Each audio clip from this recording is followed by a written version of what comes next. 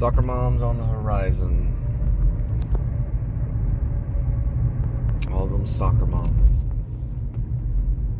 They say that a Marine is the most dangerous thing on this planet. Well, a Marine and his gun. A Marine and his gun. Soccer moms. Number 2. There they go.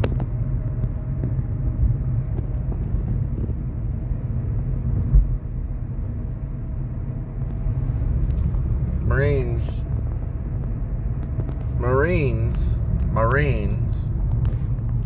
are supposedly the most dangerous weapon. A Marine and his gun is the most dangerous weapon on this planet.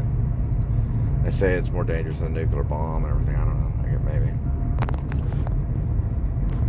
But regardless, I think soccer moms are number 2. It's my personal opinion. Nothing's more dangerous on this planet than a soccer mom and her soccer ball.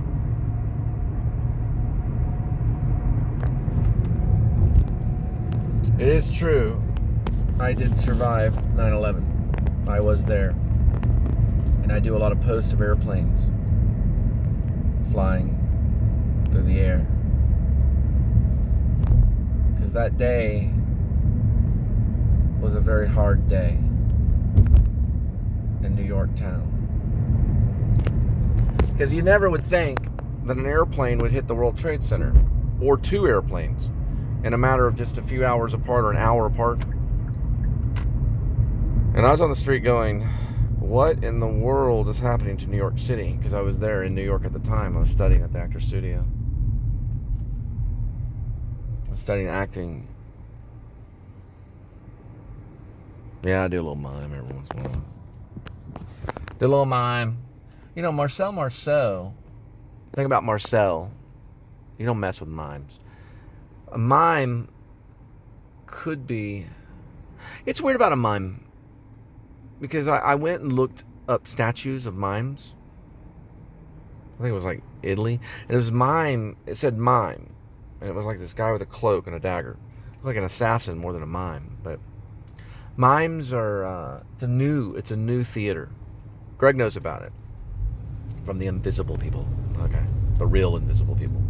The one he created, I don't know, in the 80s or whatever in Ohio. They were a mime group that's in Ohio.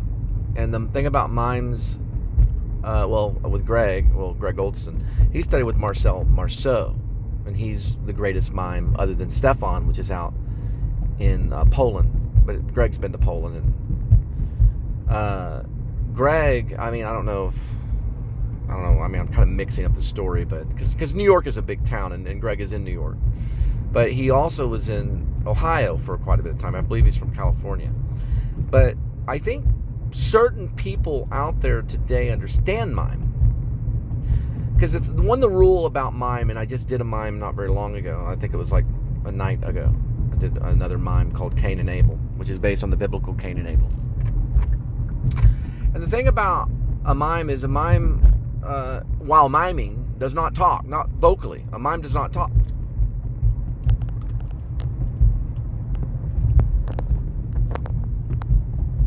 They don't talk while they're doing mime, or it's not mime. It's acting. Once you start talking or you make a vocal noise, then it becomes acting at that point. So the vocal noise goes away, and then it's mime. If you watch Greg, and you really watch him, when he starts talking about acting, and then he's quiet, and then he shows you this is acting, and then he goes, and he starts miming, there's not much difference. It's amazing. You look at actors like Nicholson, they look like they're miming even though they're speaking.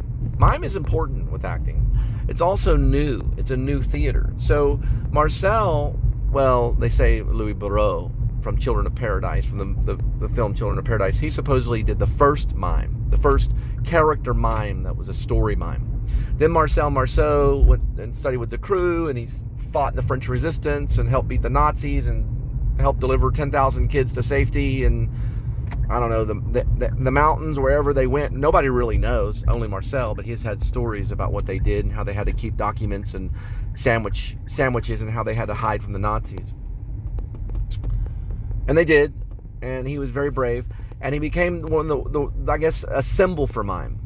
He's not the only mime. Mime's still here. But the thing is that Greg is probably taking over the torch of mime that Marcel has left. Stefan is dangerous. He's a great mime. But Greg knows something that a lot of other mimes don't know. And we all need to know two things: that there is realism, that there's fantasy realism, and there's magical realism, right? Marcel Marceau definitely knew fantasy realism.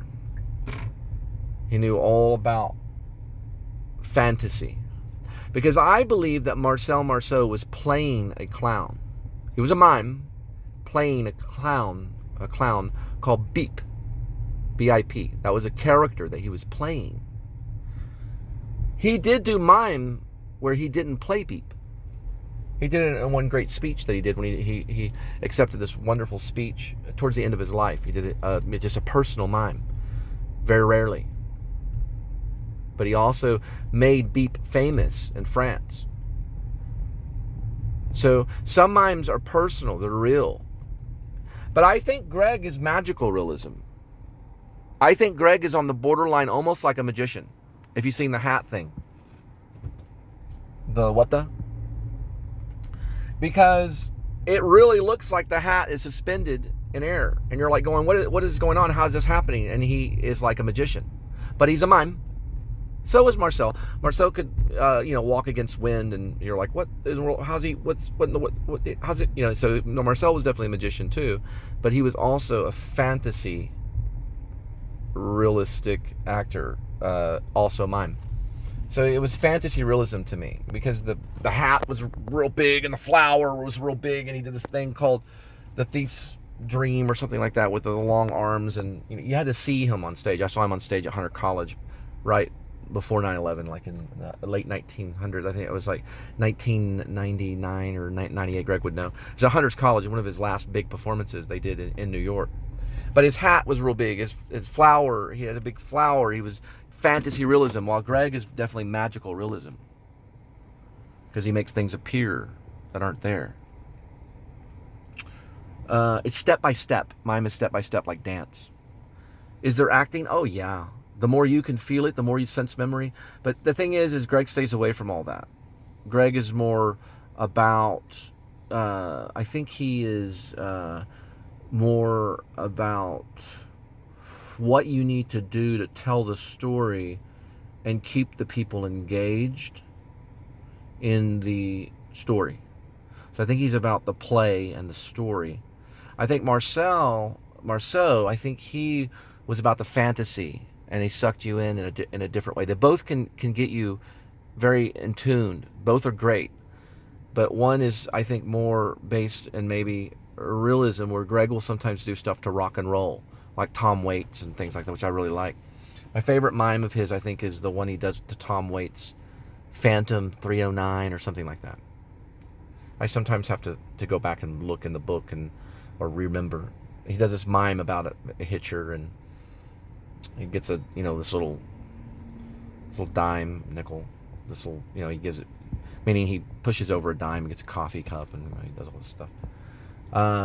And Marcel did things like The Mask Maker, or he did something like The Lion Tamer, or I know he did The Mask Maker, and a lot of other famous mimes. And Greg does, like, I think the tango instructor, or no, I'm sorry, it's the ballroom instructor. I always think it's tango. It's ballroom instructor. He should do the tango one, but he does the ballroom instructor, and it's like a story and everything. But anyway, so anyway, if you are out there and you're trying to mime, and you're in New York, you need to go see Greg Goldston. So he is definitely, this is a long commercial, but he's definitely a mime that can teach you, and he's very serious. And you got to learn Decroux. You got to learn Etienne Decroux, who did a lot of study with Marcel Marceau in the early years before World War II. And that's where it all comes from, a basis of understanding body movement. That's why he was so good with the French Resistance, I think, because he understood like how many steps it would take to get to this, aspect of escaping these horrible people that hated other people. Also, if you get a chance, see the movie with Jesse Eisenberg called Resistance, which is about Marcel's life. Greg and I talked about it a little bit. Also, see Children of Paradise, which has Louis Barreau, who is another founder of mime. And also watch all Greg's stuff on YouTube. And now I have a mime on the Filmmakers, okay, called Cain and Abel. And it's part of the story that I'm working on.